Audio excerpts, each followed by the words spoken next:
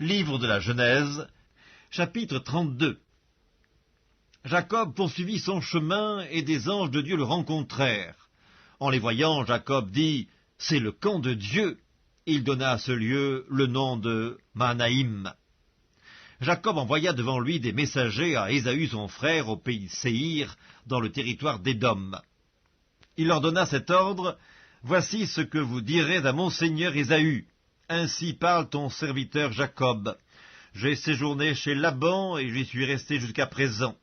J'ai des bœufs, des ânes, des brebis, des serviteurs et des servantes, et j'envoie l'annoncer à mon seigneur pour trouver grâce à tes yeux. » Les messagers revinrent auprès de Jacob en disant, « Nous sommes allés vers ton frère Ésaü, et il marche à ta rencontre avec 400 hommes. » Jacob fut très effrayé et saisi d'angoisse. Il partagea en deux camps les gens qui étaient avec lui, les brebis, les bœufs et les chameaux, et il dit, « Si Ésaü vient contre l'un des camps et le bat, le camp qui restera pourra se sauver. » Jacob dit, « Dieu de mon père Abraham, Dieu de mon père Isaac, Éternel, qui m'a dit, « Retourne dans ton pays et dans ton lieu de naissance, et je te ferai du bien. » Je suis trop petit pour toutes les grâces et pour toute la fidélité dont tu as usé envers ton serviteur, car j'ai passé ce Jourdain avec mon bâton, et maintenant je forme deux camps. Délivre-moi, je te prie, de la main de mon frère, de la main d'Ésaü, car je crains qu'il ne vienne et qu'il ne me frappe, avec la mère et les enfants. Et toi, tu as dit, je te ferai du bien, et je rendrai ta postérité comme le sable de la mer, si abondant qu'on ne saurait le compter. C'est dans ce lieu-là que Jacob passa la nuit. Il prit de ce qu'il avait sous la main pour faire un présent à Ésaü son frère.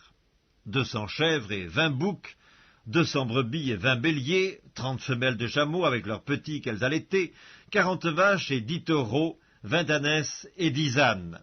Il les remit à ses serviteurs, troupeau par troupeau séparément, et il dit à ses serviteurs, « Passez devant moi et mettez un intervalle entre chaque troupeau. » Il donna cet ordre au premier. « Quand Ésaü, mon frère, te rencontrera et te demandera, « À qui es-tu et où vas-tu et à qui appartient ce troupeau devant toi ?»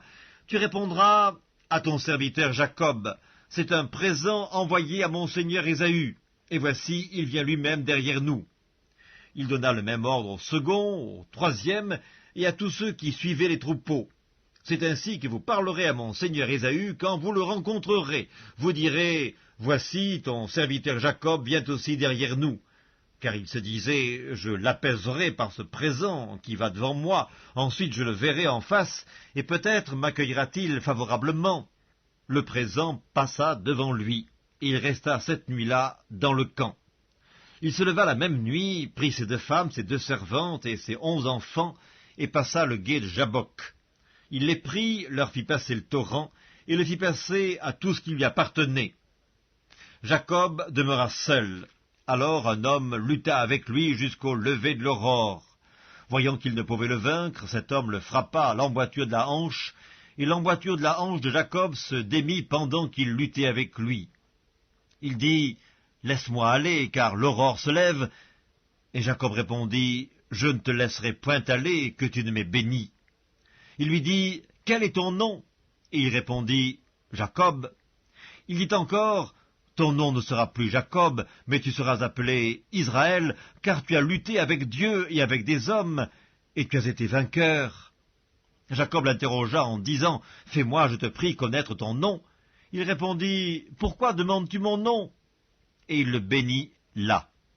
Jacob appela ce lieu du nom de Péniel, car, dit-il, « J'ai vu Dieu face à face, et mon âme a été sauvée. » Le soleil se levait lorsqu'il passa à Péniel. Jacob boitait de la hanche.